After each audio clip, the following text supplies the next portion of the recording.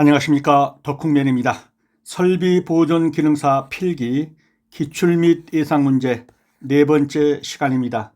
여러분을 환영합니다. 바로 문제로 들어가도록 하겠습니다. 단답식 문제입니다. 직류아크 용접기의 종류별 특성으로 옳지 않은 것은, 그런데 발전형은 구동부 발전기부로 구성되어 가격이 저렴하다. 틀렸죠. 가격 저렴하다가 틀렸습니다. 구성이 복잡하고 가격도 높습니다. 그래서 가격이 저렴하다 하면 틀렸습니다. 발전형 용접기는 주로 5개에서 사용하죠. 구동부와 발전기부로 구성되어 있어서 구조가 복잡하고 가격이 비쌉니다. 또한 회전 부분이 있어서 고장 가능성도 상대적으로 높습니다. 보수 점검도 어렵습니다. 그렇지만 야외에서 사용할 수 있다는 점 때문에 이러한 단점에도 불구하고 사용하는 거죠. 그래서 발전형은 구동부 발전기부로 구성되어 가격이 저렴하다, 가격이 비싼 편입니다. 용접 자세에 사용되는 기호 중 틀린 것은 5가 전자세다. 아닙니다. 전자세가 아니라 5는 오버헤드의 이니셜로 오버헤드, 그러면 뭡니까? 위복이죠. 위로 쳐다보는 겁니다. 그래서 5는 위복이 자세가 되겠습니다. 용접 설비 전격에 대한 안전조치 사항으로 옳지 않은 것은, 용접 설비 전격이 뭡니까? 전기, 충격, 즉 감전, 그런 말이죠. 감전. 자, 용접기를 사용하다 감전되었다. 안전조치 사항으로 옳지 않은 것은, 전격받은 사람을 발견하면 즉시 119에 신고 후에 조치를 취한다. 네, 틀렸죠. 어디가 틀렸습니까? 119 신고 후 조치 취한다는 부분이 틀렸습니다. 먼저 전원을 차단하고 사람을 연결된 전원 부위에서 격리시켜줘야 합니다. 그리고 응급조치를 하고 119에 신고하는 것이 맞습니다. 그래서 전류에 노출된 사람을 즉시 전원에서 분리해 줍니다. 떼줘야죠. 가장 중요합니다. 또 용접기의 전원을 끄거나 절연된 물건으로 피해자를 접촉면에서 떼어내야 합니다. 그 후에 호흡이라든가 맥박 확인 등 응급조치를 취해줘야 합니다. 갑자기 응급 쇼크를 받을 수 있기 때문에 응급조치를 시술을 하고 그리고 119에 신고하면 되겠습니다. 사고 예방 대책의 기본 원리 5단계인 하인리 사고 예방 원리의 내용으로 옳지 않은 것은, 개인의 결합, 간접 원인, 그랬는데 이것은 하인리 사고 예방 원칙 5개 원칙에서 있는 건 아니죠. 하인리 사고 예방 대책 기본 원리 5단계는 대부분 뭘로 되어 있습니까? 개인의 결함에 그 초안점을 두지 않고 조직이나 이 안전관리를 위해서 조직을 어떻게 해야 될 것이냐, 또는 설비, 제조 과정에 제조 설비를 어떻게 배치할 것이냐, 이런 데 예방대책에 강조점을 두지 개인의 결함에다 강조점 두는 게 아닙니다. 그래서 하인리의 사고 예방대책 기본원리 5단계는 조직, 안전관리 조직을 갖춘다. 사실의 발견, 어떤 것이 위험 요소가 발견되면 현상 파악을 하고, 그리고 분석, 평가, 원인 규명을 하고 시정 방법을 선정하고 시정책에 적용해서 실시하는 것. 이것이 하인리 예방대책, 사고 예방대책 5단계에 해당되는 것입니다. 거기에 개인의 결함이라는 건 들어있지 않습니다. 그래서 사고가 났을 때 개인의 문제로 치부하지 않고 어떤 조직상의 문제 또는 제조 설비가 안전하게 배치가 되어 있는가, 이런 데 강조점을 두는 것입니다. 압력 조종기라고도 하며, 압력 조종 핸들을 잠그면 스프링에 압력을 가하게 되어 스프링 힘이 세워지고, 반대로 풀면 스프링 힘이 약해지며, 조종된 스프링의 힘과 공기 압력을 비교해서 압력을 조절하는 것을 무엇이라고 하느냐? 감압 밸브입니다. 압력을 감소시키는 그런 밸브, 강하기도 하고 약하기도 하죠. 그래서 핸들을 잠그면, 시계 방향으로 잠그면 스프링 힘이 강화되어서 이 누르는 힘이 밸브를 개방시킵니다. 그래서 출력 압력을 상승시키고 핸들을 풀면 시계 반시계 방향으로 돌리면은 스프링 힘이 약화되어서 밸브를 누르는 힘이 약해지죠. 그러면 밸브가 폐쇄됩니다. 그래서 출력 압력을 하강시킵니다.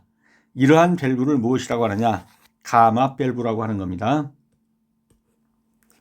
다음 중 무급유 시스템에 필요 없는 것은, 즉 무급유, 기름을 분사하는 것이 없단 말이에요. 즉 오일이 안 들어간다 이런 말이에요. 무급유, 유가 이 기름 유자를 쓴 겁니다. 무급유 시스템에 필요 없는 것은 윤활기. 윤활기란 것 자체가 뭡니까? 오일을 안개 모형으로 뿜어서 윤활시켜 주는 겁니다. 공기 중에 오일 미스트를 섞고 공합기기에 윤활을 제공하는 것이 윤활기입니다. 근데 무급유 시스템은 오일이 안 들어가는 시스템이에요. 그러니까 윤활기는 무급유 시스템에 필요 없는 거겠죠. 그래서 무급유 시스템, 오일리스 시스템은 윤활유 없이도 작동 가능한 공기압 시스템을 의미하고, 이 시스템은 유지보수가 간편하고 오염우려가 적은, 어느 때 쓴다? 식품이나 의약품 제조하는 곳, 이런 곳에서 여기에 오일이 묻고 먼지가 묻고 이러면 안 좋겠죠. 그래서 이런 곳에 쓰는 것이 바로 무급유 시스템입니다. 무급유, 즉 기름을 안 준다 이 말이에요. 오일을 넣지 않는다 이런 말이에요. 무급유 시스템. 윤활기는 그 자체가 오일을 미스트, 즉 안개 모양으로 섞어서 공기압기에 윤활을 제공하기 때문에 무급유 시스템의 윤활기는 해당되지 않습니다. 공기압 모터의 특징으로 옳은 것은 공기 압축성에 의해 제어성은 그다지 좋지 않다. 그러면 맞습니다. 공기압 모터의 단점이라고 할 수 있죠. 제어성이 좋지 않습니다. 공기압 모터는 작동 중 배기 소음이 큽니다. 공기압 모터는 과부하가 걸려도 속도가 저하되거나 정지할 뿐 과열이나 폭발의 위험은 없어서 상대적으로 안전하다는 장점은 있습니다. 공기압 모터는 에너지 변환 효율이 낮은 편입니다. 그래서 공기압 압축성에 의해서 하는 거기 때문에 제어성은 그다지 좋지 않다 그러면 맞는 표현이 되겠습니다. 유압장치는 작은 힘으로도 큰 힘을 낼 수 있는 장치이다. 이를 설명할 수 있는 원리는, 유압의 원리는 파스칼이 발견했다고 해서 파스칼의 원리가 되겠습니다. 유압 원리를 발견하신 분은 파스칼입니다. 전류를 계속 흐르게 하려면 전압을 연속적으로 만들어주는 힘이 필요하게 되는데, 이 힘을 무엇이라고 하느냐? 계속적으로 만들어주는 힘, 기전력이죠. 이 기가 일으킨다. 전기를 일으키는 힘, 전기를 만들어주는 힘. 그래서 워딩에서 찾는 것도 한 방법입니다. 전기를 연속적으로 만들어주는 힘. 그러면 일으킨다. 무엇을? 전기를 일으키는 힘. 그래서 전압을 연속적으로 만들어주는 힘. 그래서 기전력이라고 합니다. 200V, 400W의 전열기를 220V 전원에 사용하였다면 이때의 전력은 얼마인가? 그러면 이 공식을 알아야 풀 수 있습니다. P는 R분의 V제곱. 즉 전력은 R, 오hm, 저항분의 전압의 제곱. 그래서 먼저는 뭘 구합니까? 전격 저항을 구합니다. 그 다음에 그 전격 저항을 실제 사용하는 전력에다 투입합니다. 그래서 P, V가 N으로 들어가죠. 새로운 값으로 구하는 겁니다. 그러면 먼저 전격 저항을 구해보면 P는 R분의 V제곱이니까 R은 뭐가 되죠? 바꿀 수 있죠. P분의 V제곱으로 바꿀 수 있죠. 그러면 여기서 볼트는 200볼트고 저항값을 구하면 200의 제곱이고 P는 400W였죠. 그러면 200의 제곱이니까 얼마입니까? 4만인가요? 그러면 100ohm이 나오는 거죠. 100옴이 나오면 100옴을 여기다 투입하는 겁니다. 이제 new P에 가서는 100으로 가고 V 제곱, 여기서 V 제곱은 이 실사용하는 220V가 됩니다. 그러면 P는 100분의 220 제곱, 요걸 계산해 주면 되는 거예요. 이걸 계산하면 100분의 220의 제곱은 48,400이네요. 그래서 484W가 됩니다. 한 번만 풀어보시면 다 풀 수 있을 겁니다. 먼저는 전격전압을 구한다. 그래서 전격전압에서 R, 옴을 구한 다음에 이 옴 R을 어디다 투입한다? 이 새로운 그 전력을 구하는 데다가 투입해가지고 100옴이 나왔으니까 100옴분의 220의 제곱에서 484W가 나왔습니다. 10번입니다. 10번이 아니라 10옴 저항에 5A의 전류를 5분 동안 흘렸을 때 발열량은 몇 칼로리인가? 이것도 발열량 공식을 알아야 합니다. 발열량 공식은 0.24 I 제곱 RS. 그래서 I는 여기죠. R은 저항이고 S는 초입니다. 초. 이 초 단위로 계산되는 열량이기 때문에 5분을 초로 계산해 줘야 합니다. 그렇게 계산해서 해보면 어떻게 되겠습니까? 발열량 H는 0.24 곱하기 I 제곱이니까 5의 제곱 곱하기 R은 저항이죠. 저항이 10옴이라고 그랬으니까 10 곱하기 그 다음에 S를 해주면은 5분이니까 5, 6, 30, 300초죠. 300. 이렇게 계산하게 되면은 칼로리가 나옵니다. 이것이 답이 되겠죠. 그렇게 해서 계산해 보면 18,000칼로리가 됩니다. 그래서 이것은 공식을 외우지 않으면 풀기가 힘듭니다. 그래서 H는 0.24 I 제곱 RS다. 여기서 S는 초다, 초. I는 이건 전력이니까 암페아죠. 암페아. 거기다 0.24를 곱해준다. 이걸 다시 이 줄로 계산하게 되면 이제 또 나오는데 뭐 여기서는 이건 보지 마시고요. 여기까지만 보시면 되겠습니다. 물체의 가장 주된 면을 나타내는 투상도는 정면도입니다. 물체의 특징이라든가 모든 것을 가장 잘 나타내 주는 것은 정면도입니다. 시퀀스 제어에 있어서 제어 시점에 의한 분류가 아닌 것은 시퀀스라는 건 말이 뭡니까? 이게 순서 이런 말이죠.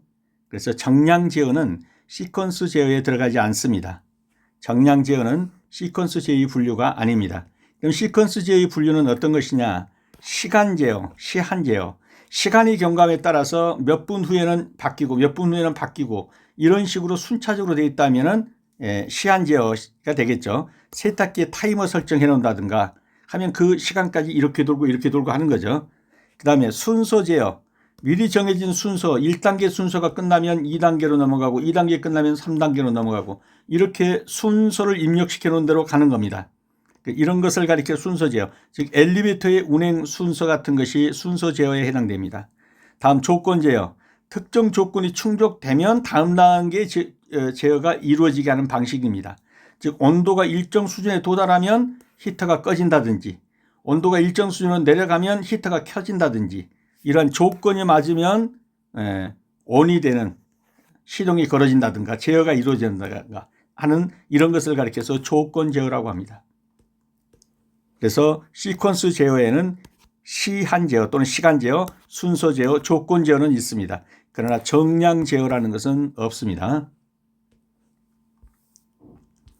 근데도 이 문제를 이렇게 내어가지고 보는 이유가 있다고 그랬죠. 왜냐하면 우리 시험은 어떤 시험이다? 문제 은행식 시험이다. 때문에 이 문제가 똑같이 나올 수가 있어요. 그때 눈에 익게 하기 위해서 이 답을 여기다 이렇게 표기해 준 겁니다. 유압장치에서 작동류의 압력이 국부적으로 낮아지면 용해 공기가 기포로 되어 베이퍼가 된다는 얘기죠. 이 기포가 급격한 압력 상승이 들어오고 누르면 어떻게 됩니까? 이게 터지면서 터진 표면을 때려서 소음과 진동이 발생하는 것, 이것을 캐비테이션이라고 합니다. 기포. 그러니까 작동류의 압력이 국부적으로 낮아지면 이런 기포가 생깁니다. 이게 갑자기 압력이 세지면 때리면서 이제 소음이라든가 진동이 발생하는 것, 이것을 가리켜서 캐비테이션이라고 한다. 다음입니다. 기연압 회전링을 이용하여 윤활유를 튕겨 날려서 베어링에 윤활유를 공급하는 방법으로 변속기 및 기어박스에 널리 사용하는 윤활유 급유 방법은, 잘 모르겠다 그러면 워딩에서 찾으라고 그랬죠. 튕겨 날려서, 그럼 뭡니까? 튕겨 날려서, 이 비산입니다. 이게 비행기 할 때 비자죠. 분산할 때 산자죠. 튕겨서 날리는 것을 비산이라고 하는 거예요. 뭐를 튕겨서 날려요? 오일을, 윤활유를 튕겨서 날려서 베어링에 윤활유를 공급하는 방식, 이것을 비산급유법이라고 하는 겁니다. 다음입니다. 유압 시스템에 사용하는 필터의 설명으로 옳지 않은 것은, 유압 시스템에서는 필터링을 해주는 것이 크게 두 가지가 있죠. 하나는 스트레이너고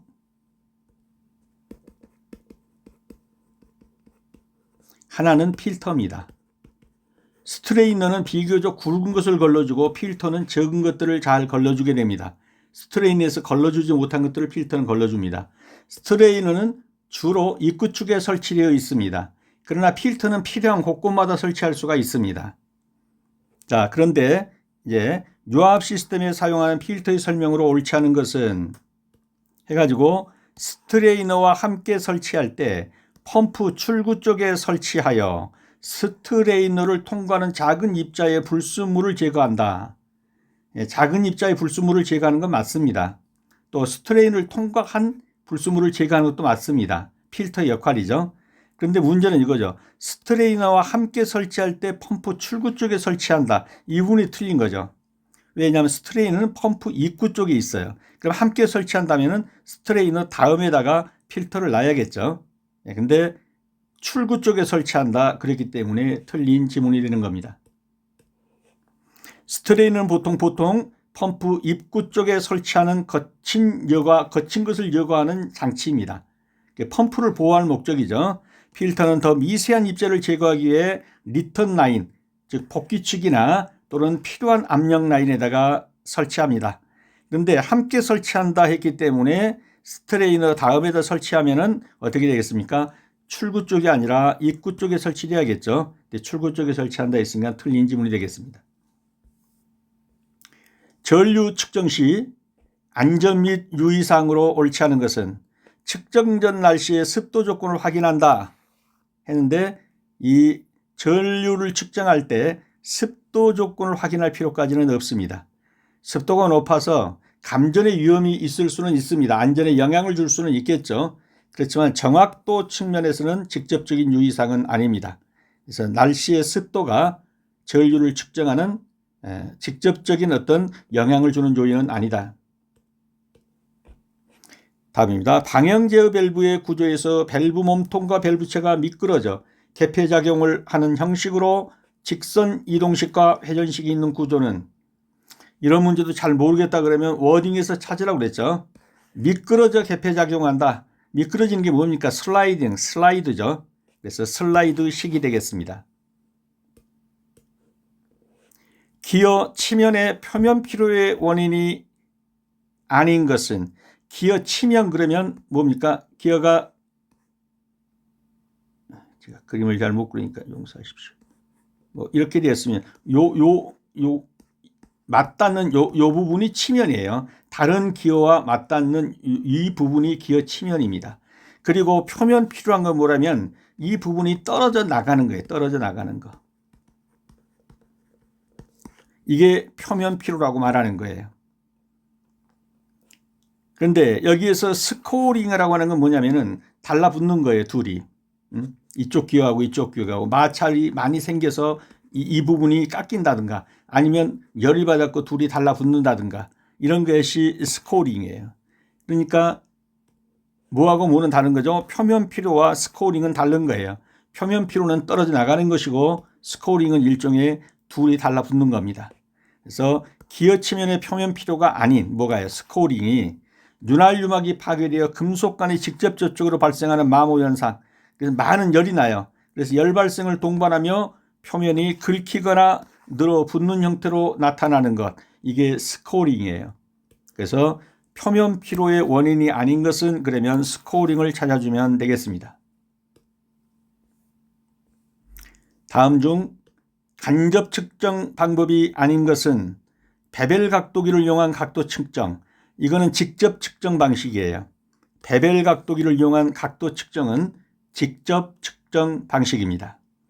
다음입니다. 치공구 관리의 기능 중 보존 단계에 해당되지 않는 것은 치공구라는 게 뭡니까? 드릴이라든가 이런 것들이 치공구죠. 근데 이런 것을 관리할 때 보존 단계라고 볼 수 없는 것은 설비 공정 관리가 되겠습니다. 설비 공정 관리는 뭡니까? 이거는 전적으로 생산 라인의 문제죠. 근데 보존 라인은 이미 생산된 걸 가지고서 보존은 뭐예요?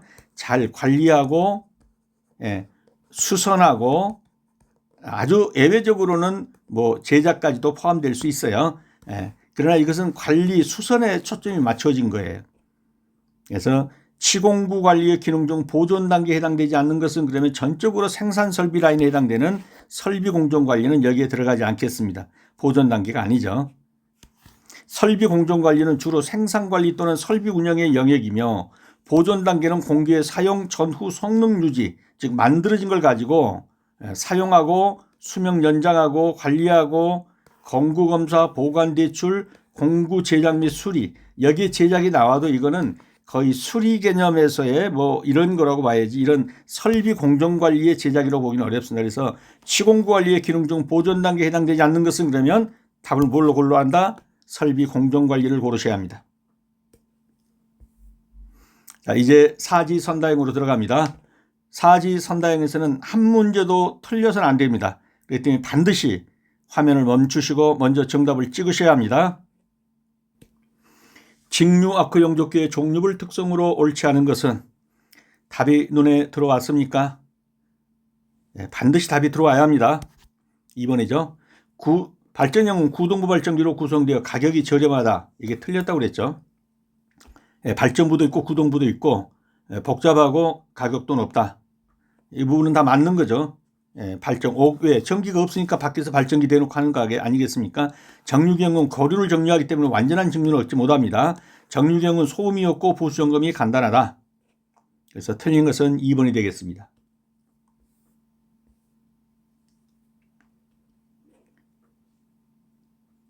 발전기의 용접기는 구동부와 발전기부로 나눠져 있습니다. 근데 앞에 지문에서는 구동부만 있었죠. 틀린 거죠. 거기서부터. 그리고 구조가 복잡합니다. 가격도 비쌉니다. 또 회전 부분이 있어서 고장 가능성 상대로 높습니다. 보수 및 점검도 어렵습니다. 그럼에도 불구하고 왜 이걸 쓰냐? 이것 때문에 그런 거예요. 어디 갔습니까? 왜? 전기가 없는 지역에서 발전해서 쓰니까 그래서 발전용 용접기를 쓰는 겁니다.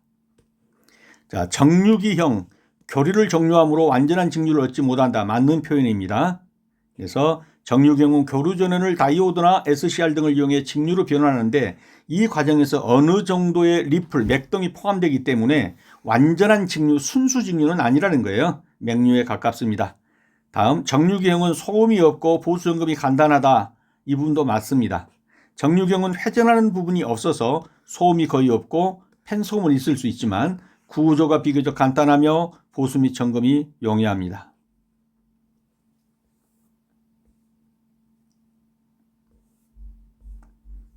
2번입니다. 용접 자세에 사용하는 기호 중 틀린 것은 정답이 찍혀졌습니까? 몇 번입니까? 그렇죠. 5를 전자서로 하면 되죠. 5는 오버헤드의 약자로 뭡니까? 위보기 자세입니다. 위보기. 그래서 이 부분이 틀린 것이죠.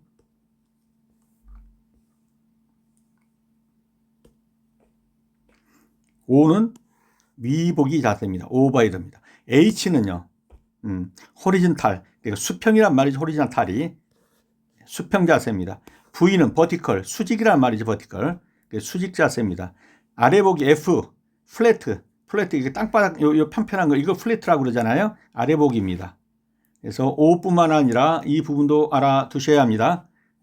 O는 전자세가 아닌 오버헤드 위보기 자세고, 전자세는 AP로 이렇게 all position, 그 주로 AP 또는 A 이렇게 나오니까, 그다음에 수평 자세 H, V는 vertical 수직, F는 플래트 평평 아래 보기 자세 이렇게 됩니다.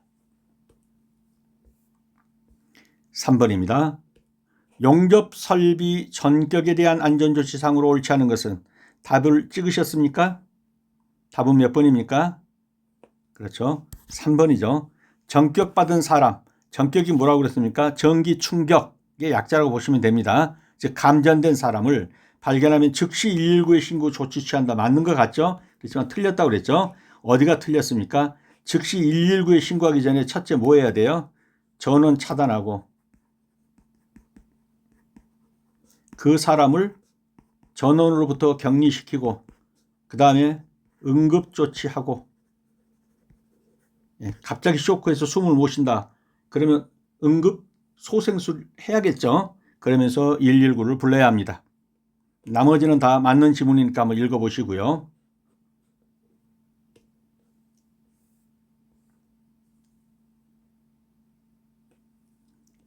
그래서 여기 지문들에 있는 내용, 무브와 전압이 필요한 높은 용접기는 사용하지 않는다. 스키찬 작업복 장갑을 사용하지 않는다. 작업 종료 시나 시간 작업 중지 시에는 반드시 용접기의 스위치를 끈다.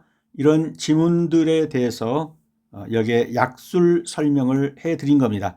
무브와 전압이 필요 이상으로 높은 용접기를 사용하지 않는다. 왜냐? 요걸 여기다 전부 설명을 해드렸으니까요. 읽어보시면 다 알 수 있는 내용입니다. 무브와 전압이 높으면 왜 감전의 위험이 있는가? 무브와 전압이란 건 무언가 하는 걸 다 설명을 해놨으니까 여러분들은 한번 꼭 읽어보셔야 합니다. 그래서 전류에 노출된 사람을 즉시 전원에서 분리하는 것이 가장 중요합니다. 먼저 전원 끄고 절연된 물건부터 피해자 접촉을 떼어내고 그 후에 호흡 맥박 확인해서 응급조치하고 119에 신고합니다. 근데 119에 신고 후 조치한다 그랬으니까 틀린 것이 되겠습니다.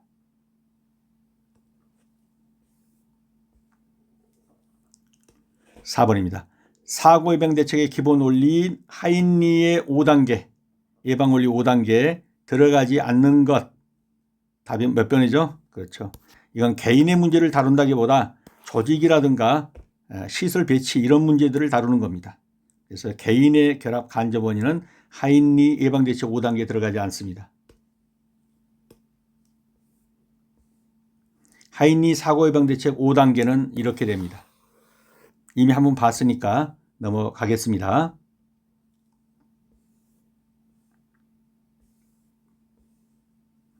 5번입니다.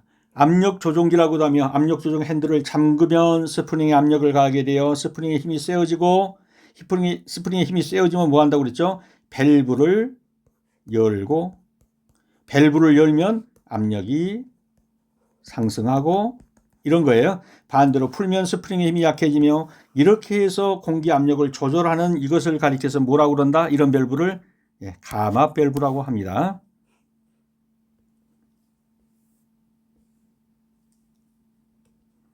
가마 밸브입니다. 윤활기는 무엇이냐? 이미 다 봤죠? 필터는 무엇이냐? 에어 서비스 유닛은 무엇이냐? 한 번씩 읽어보시기 바랍니다. 다음 중 무급유 시스템에 필요 없는 것은, 무급유라는 것은 뭐예요? 오일이 들어가지 않는 겁니다. 윤활기라는 그 자체가 오일을 미스트, 즉 안개형식으로 뿜어져 가지고 윤활을 해주는 거예요. 그렇기 때문에 윤활기는 여기에 들어가지 않습니다. 무급유 시스템에 필요 없는 것은 윤활기가 되겠습니다. 공기 중에 오일 미스트를 섞어 공합기계 윤활을 제공하는 것입니다. 제어 밸브, 공기압 필터, 압력 조절기 이런 것은 다 오일 없이 돌아갈 수 있습니다. 그래서 공기의 흐름을 제어하는 핵심 부품이 제어 밸브고, 공기압 필터는 공기에 들어있는 수분, 먼지 등을 제거해서 장비를 보호하는 것이고, 압력 조절기는 일정한 압력을 유지하는 건데 여기에는 다 오일 없이도 조작이 되는 겁니다. 그 다음에 이 무구뷰 시스템은 주로 어느 곳에 쓰이느냐? 식품 만드는 공장이나 의약품 공정 등에서 사용됩니다. 7번입니다. 공기압 모터의 특징으로 옳은 것은, 정답은 몇 번입니까? 그렇죠. 공기의 압축성에 의해서 제어성이 그다지 좋지는 않습니다. 배기음 큽니다. 소음이 커요. 과부하 시 위험이 크다. 위험은 없습니다. 공기압 모터가 과부한다고 해서 위험은 없습니다. 에너지 배환 효율이 높다. 에너지 배환 효율은 낮습니다. 단점이죠.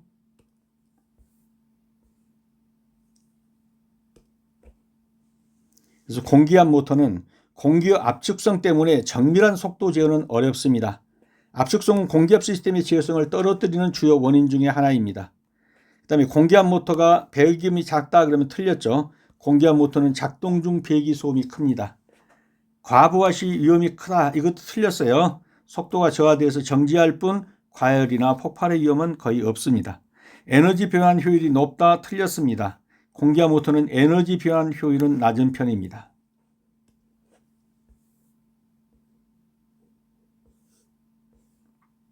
8번입니다.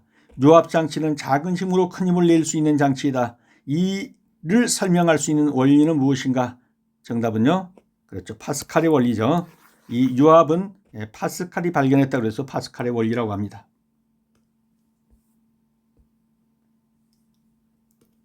그래서 유압의 원리, 파스칼의 원리는 이런 겁니다. 밀폐된 용기 속에 일정한 힘을 가하면 여기서는 증대된 힘으로 모든 면에서 같은 압력으로 밀어주니까 넓은 면이 증대된 힘으로 작용하는 겁니다. 그래서 밀폐된 용기 속 비압수성 유체, 주로 기름, 여기 안에가 다 이제 오일이 차 있는 거죠. 한 부분에 여기다가 압력을 가하면 그 압력은 유체의 모든 부분에 이렇게도 모든 부분에 같은 압력으로 전달됩니다. 이 원리를 이용하면 압력이 일정할 때 힘은 면적에 비례한다는 공식을 적용할 수 있게 됩니다. 그래서 적은 힘으로도 큰 면적에 큰 힘을 낼 수 있다. 이런 것에 사용된다. 그래서 거의 큰 힘을 내는 것은 유압이 작동하고 있죠. 중장비라든가 뭐 프레스라든가 이런 건 전부 유압으로 하는 겁니다. 그래서 유압 장치는 파스칼의 원리에 기초한 것이다. 연속의 법칙, 베르누이 원리, 레놀즈 수는 여기에 전부 다 지문에 달아놨으니까 읽어보시기 바랍니다. 전류를 계속 흐르게 하려면 전압을 연속적으로 만들어주는 힘이 필요하게 되는데 이 힘을 무엇이라고 하는가? 전압을 계속 만들어준다. 정 잘 모르겠으면 워딩에서 찾으라고 그랬죠. 전압을 계속 만들어준다. 만든다. 일으킨다. 전기를 힘, 기, 전, 력. 전기를 계속 만들어준다. 기전력입니다. 전압을 연속적으로 만들어주는 힘이 필요하게 되는데 이 힘을 무엇이라고 하느냐? 기전력이라고 합니다. 이 부분은 이미 설명드린 거니까 한번 읽어보시고요. 200V 400W의 전열기를 250V 전원에 사용하였다면 이때 전력은 얼마인가? 이것은 공식을 알아야 한다고 그랬죠. P는 R분의 V제곱. 여기에서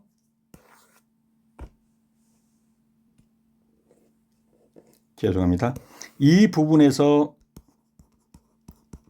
전격 전압을 구하고 여기에서 실제 사용하는 전압을 구하면 됩니다.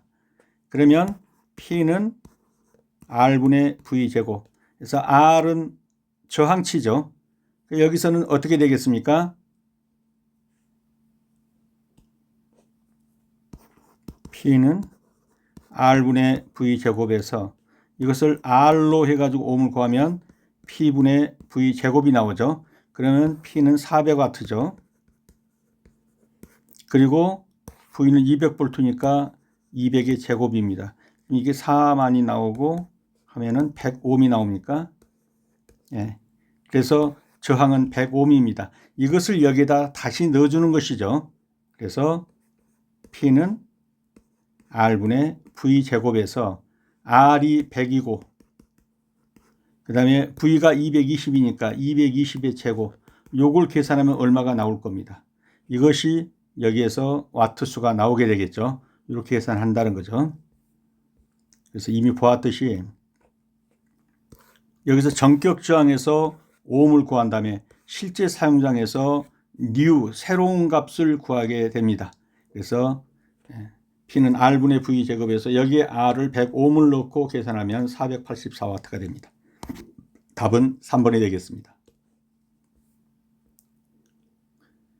10번입니다. 10옴 저항의 5A 전류를 5분 동안 흘렸을 때 발열량은 몇 칼로리인가? 결국 이것은 공식을 외우지 않으면 못 풉니다. 0.24 I제곱 RS. 그래서 열량 칼로리는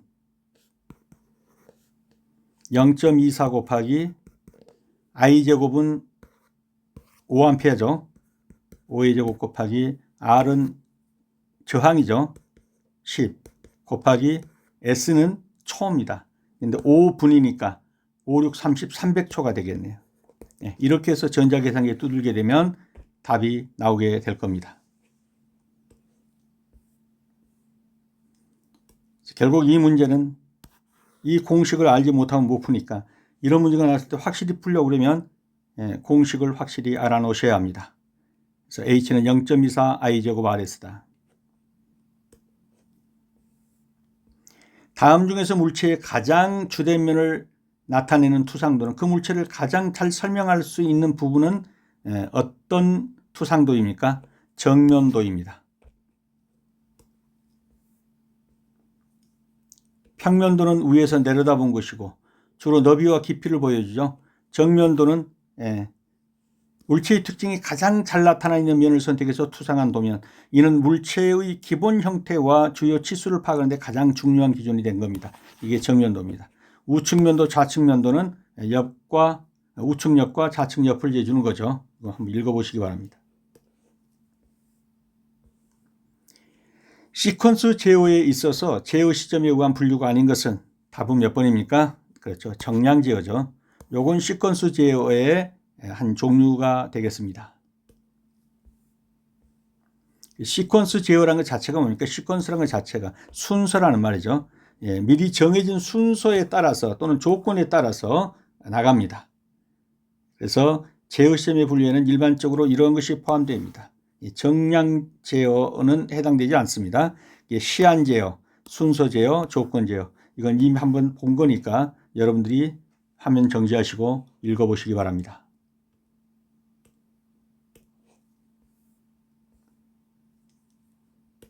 읽어보시고 여기에 다 지문에 해설을 달아놨으니까 읽어보시기 바랍니다.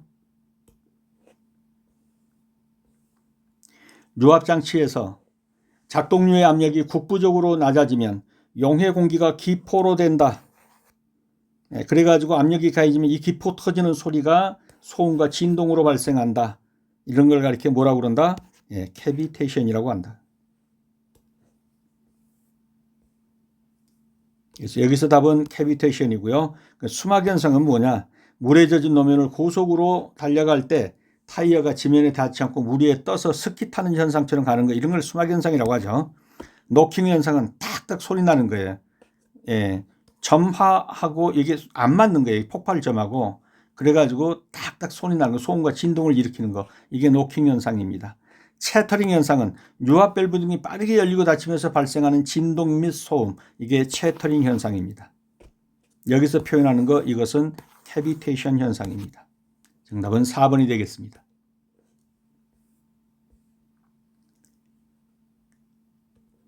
기연압 회전링을 이용해서 윤활유를 튕겨 날려서 베어링에 윤활유를 공급하는 방법, 이러한 급유 방법을 뭐라고 하느냐? 튕겨 날린다. 비산급유법이라고 그랬죠. 그 유욕법은 뭐냐? 기름에다 아주 목욕시키는 겁니다. 이 욕자가 목욕시킨다는 말이죠. 베어링이나 기어의 일부가 직접 오일에 잠기는 겁니다. 목욕을 시켜버리는 거예요. 적하급유법은 계속 떨어뜨려서 누적시키는 겁니다. 오일컵 등을 이용해서 윤활유를 한 방울씩 떨어뜨려서 급유하는 방식, 이게 적하급유법입니다. Z급유법은 노즐을 통해 고압의 윤활유를 베어링에다 직접 분사하는 겁니다. Z형식으로 분사하는 거예요. 그래서 주로 고속회전 부위에 사용합니다. 비산급유법 설명하는 요 내용이 비산급유법입니다. 15번입니다. 유압 시스템에 사용하는 필터에 대한 설명으로 옳지 않은 것은? 정답을 찍으셨습니까? 정답은 몇 번입니까?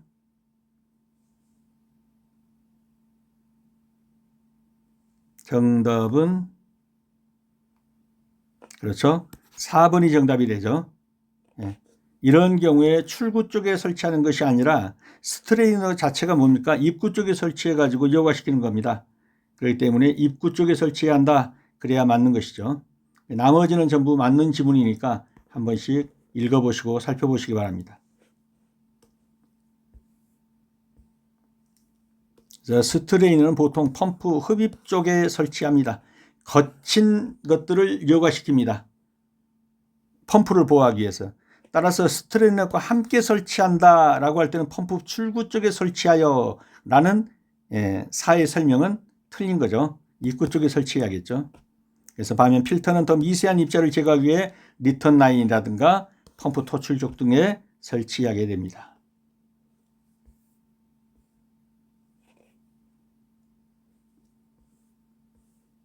(16번입니다) 전류 측정 시 안전 및 유의사항으로 옳지 않은 것은?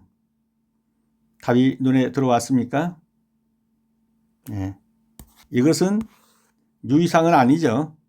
뭐 감전 위험이나 안전 위험은 조심해야 할지 모르지만 전류를 측정하는 안전 유의사항은 아닙니다.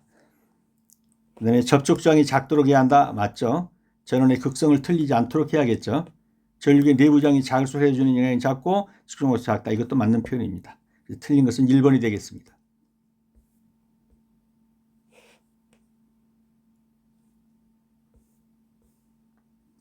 방향 제어 밸브의 구조에서 밸브 몸통과 밸브체가 미끄러져 개폐작용을 한다. 직선 이동식과 회전식이 있다. 이런 구조를 뭐라고 하느냐. 잘 모르겠다면 워딩에서 찾아보시라. 미끄러져 개폐작용한다. 이 몸통이 있어요. 몸통이, 이 바디가. 그리고 이 안에서 다시 밸브체가 연결을 시켜요. 이 안에서. 이게 미끄러지면서 이게 왔다 갔다 하면서 미끄러지면서 한단 말이에요.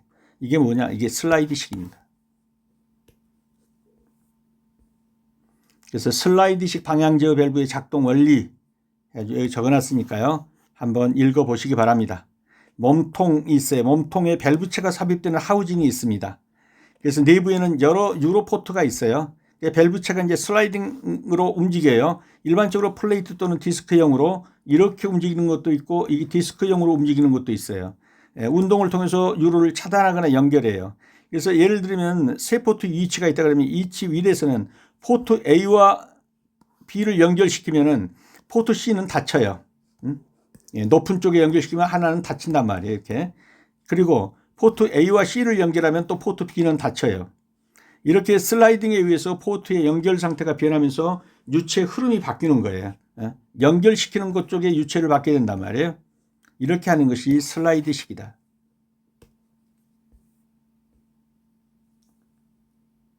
잘 모르겠다 그러면 밸브체가 미끄러져 워딩에 차여서 미끄러진 거 슬라이딩. 기어 치면의 표면 피로의 원인이 아닌 것. 치어는 아까 설명드렸죠. 기어가 이렇게 있다 그러면 뭐 이렇게 기어 날이 있잖아요. 날이 요걸 가리켜서 치면이라고 한다. 그 다음에 표면 피로라는 것은 이게 떨어져 나가는 것을 가리켜서 표면 피로라고 한다. 그것이 아닌 것은 그러니까 여기 답은 스코링이다. 이건 서로 달라붙는 것이다. 열받아가지고. 유막이 떨어져 나가면서 그래요. 이런 것은 다 이런 현상이에요. 떨어져 나가는 거예요. 초기 피칭이든 파괴적 피칭이든 스폴링이든 이건 다 떨어져 나가는 겁니다. 그래서 기어 치면의 표면 피로는 기어가 맞물려 돌아갈 때 발생하는 반복적인 하중으로 인해서 표면 아래의 피로가 누적되어서 재료가 어떻게 된다? 재료가 떨어져 나가는 손상. 이걸 가리켜서 표면 피로라고 합니다. 여기는 주로 피팅, 피칭, 스폴링 또는 지나치면 이렇게 해서 떨어져 나가는 것이다. 큰 조각이 떨어져 나가는 심각한 손상이다.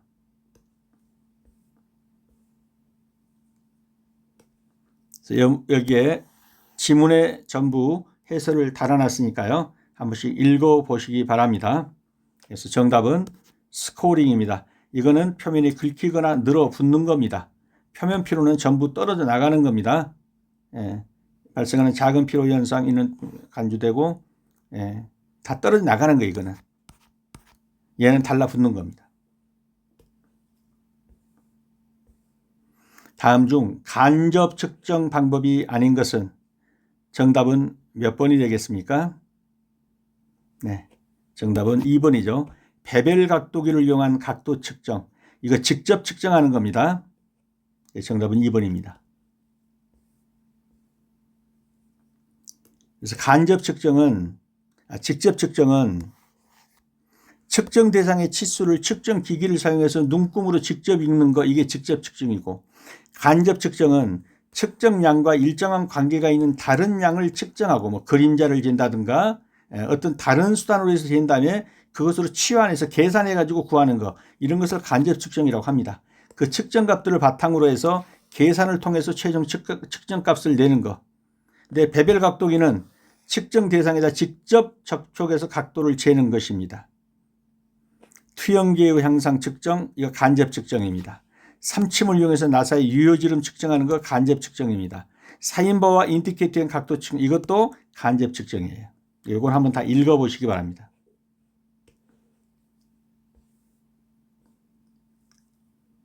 자, 이 그림만 한번 보시면 여기에 지금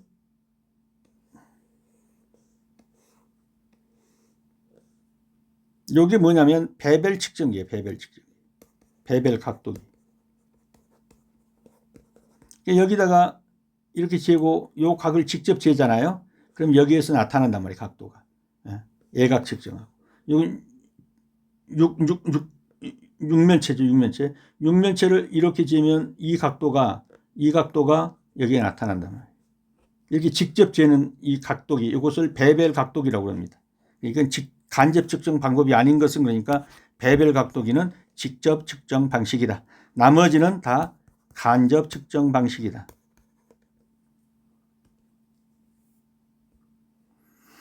시공구 관리 기능 중 보존 단계에 해당되지 않는 것은 답이 나와버렸네요. 설비 공정 관리입니다. 여기 한번 읽어보시면 되고요. 요거는 생산 라인에서 필요한 거죠. 근데 보존 단계라는 것은 이미 생산된 것을 잘 관리하고 수선하고 뭐 하는 거, 이런 것들이 보존 단계이기 때문에 설비 공정 단계는 보존 단계의 전 단계죠. 그래서 2번이 정답이 되겠습니다.